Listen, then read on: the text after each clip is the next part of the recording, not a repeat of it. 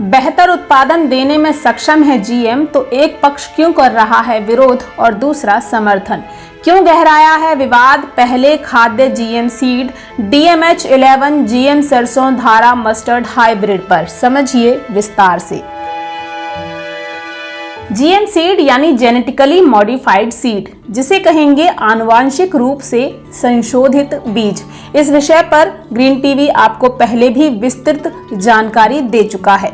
GM seed क्या होते हैं, इसके बारे में यदि एक वाक्य में कहा जाए तो जीएम सीड वो होते हैं जिनमें पौधे के जीन या डीएनए को आनुवांशिक इंजीनियरिंग विधियों का इस्तेमाल करके कृत्रिम रूप से संशोधित कर बीज उत्पादित किया जाता है। अभी तक अपने देश में सिर्फ और सिर्फ एक जीएम फसल बीटी कॉटन की व्यावसायिक खेती की मंजूरी थी, जिसकी एंट्री भारत में हुई साल 2002 में, और साल 2006 में किसानों ने बीटी कॉटन की खेती शुरू की। इसके बाद बीटी बैगन को लेकर भी विरोधी और समर्थक पक्ष के बीच रस्साकशी का दौर चला।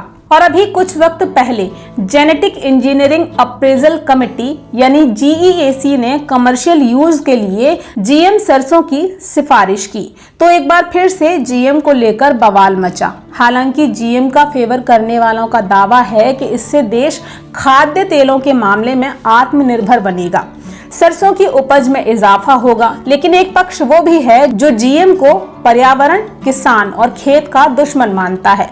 बीते रबी सीजन में DMH11 जीएम सरसों धारा मस्टर्ड हाइब्रिड का 6 अलग अलग जगहों पर भारतीय कृषि अनुसंधान परिषद द्वारा परीक्षण किया गया, जिसमें पाया गया कि ये ज्यादा उत्पादक है। इसकी उपज करीब 26 क्विंटल प्रति हेक्टेयर है, यानी जीएम सरसों का बीज अपने मूल किस्म वरुण से 30% ज्यादा उत्पादन देने में सक्षम है, जिसमें 40% तेल है और मधुमक्खियों के प्राकृतिक परागण को नकारात्मक रूप से प्रभावित भी नहीं करता। लेकिन कमर्शियल रिलीज के हिसाब से जो जरूरी न्यूनतम वजन मानदंड है, उसमें ये बीज असफल रहा, क्योंकि भारतीय कृषि अनुसंधान परिषद के मुताबिक जीएम सरसों के प्रति 1000 बीजों का वजन करीब 3.5 ग्राम है, जबकि बीज किस्म के रूप में पात्र होने के लिए तय मानक है 4.5 ग्राम प्रति 1000 बीज। हालांकि कृषि वैज्ञानिकों का कहना है कि सरसों के बीज के लिए वजन कोई मानक नहीं है, वास्तविक मानक फसल की उपज और तेल की मात्रा है। एक मत इसे किसानों, जमीन और पर्यावरण के लिए घातक बता रहा है, तो जीएम के प्रति सकारात्मक मत इसे बेहतरी की खेती मान रहा है, जिनसे विश्व में 2 दशक से सफल उत्पादन होता आ रहा है। तो जीएम को लेकर हमेशा की तरह एक बार फिर दोनों मत आमने सामने हैं। समर्थक पक्ष के पास इसके कई नफा हैं, जिन्हें वो लगातार गिना रहे हैं। वहीं विरोधी पक्ष इसे किसान, खेत और पर्यावरण के लिए लगातार घातक कह रहा है, जिसके बाद मामला पहुंचा सुप्रीम कोर्ट और जीएम सरसों की खेती की केंद्र की याचिका को सुप्रीम कोर्ट ने ये कहते हुए खारिज किया कि इससे पर्यावरण को होने वाले नुकसान की अनदेखी नहीं की जा सकती। लेकिन केंद्र ने अदालत में कहा कि सिर्फ फील्ड ट्रायल के लिए आने वाले सीजन में सरसों की बुआई की इजाजत चाहते हैं, व्यावसायिक खेती के लिए बिल्कुल नहीं। जाहिर सी बात है कि 1 वर्ष के ट्रायल में इस निष्कर्ष पर भी नहीं पहुंचा जा सकता कि जीएम सरसों की व्यावसायिक खेती शुरू कर दी जाए। इसके लिए आगे और ट्रायल की जरूरत है ही। अब एक और बड़ा सवाल ये कि जब जीएम सरसों की खेती से देश में सरसों तेल के उत्पादन में इजाफा होगा, किसान भी अच्छी फसल, बम्पर पैदावार ले सकेंगे, तो फिर इसके विरोध में इतना हो हल्ला क्यों हो रहा है? तो हल्ला है इसलिए क्योंकि जीएम की खेती किसान को बीज के लिए बाजार पर निर्भर बनाएगी। किसान को जीएम फसल के लिए बीज हर बार बाजार से खरीदना पड़ेगा। वो सामान्य फसल की तरह बीज के लिए इसमें आत्मनिर्भर नहीं रह सकेगा, और इसकी भी कोई गारंटी नहीं कि जीएम बीज की फसल लेने के बाद खेत में कोई रोग या कीट नहीं लगेगा। तो किसान का डर वाजिब है कि जीएम बीज और पेस्टिसाइड्स के लिए वो मल्टीनेशनल कंपनीज पर निर्भर हो जाएगा, और जीएम की खेती बढ़ने के साथ देसी बीजों का अस्तित्व कमजोर होगा, इसमें भी कोई दो राय नहीं। आइए अब आपको थोड़ा इस जीएम सरसों की भी जानकारी दे दूं। DMH11 यानी धारा सरसों हाइब्रिड स्वदेश विकसित ट्रांसजेनिक सरसों है, जो HT सरसों यानी हर्बिसाइड टॉलरेंस सरसों का आनुवांशिक तौर पर संशोधित रूप है।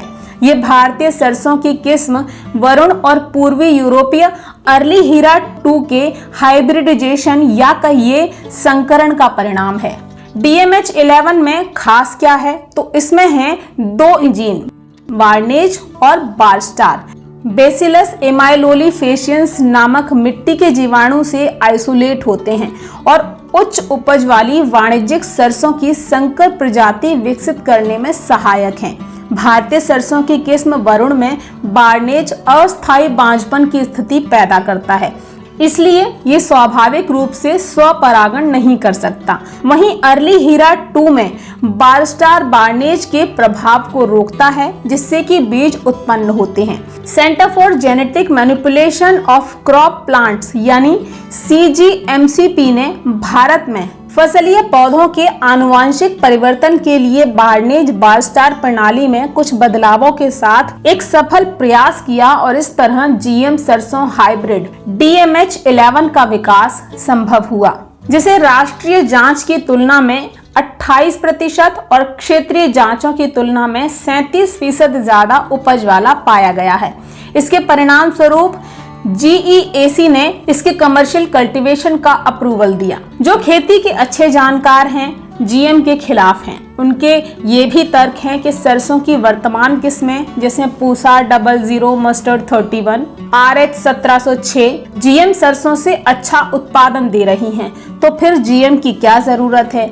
इसके जवाब में GM के पक्षधरों का तर्क है कि GM सरसों DMH11 का जो ट्रायल हुआ है वो 20 साल पुरानी किस्म पर है।